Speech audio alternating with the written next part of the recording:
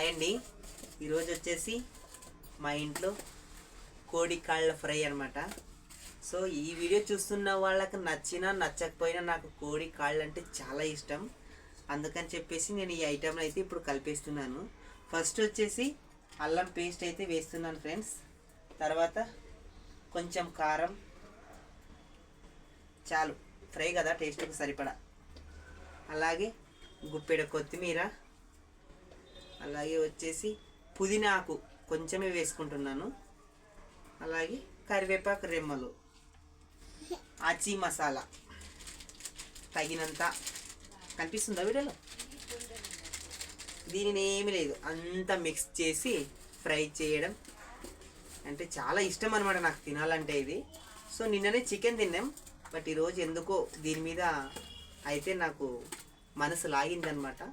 అందుకని చెప్పి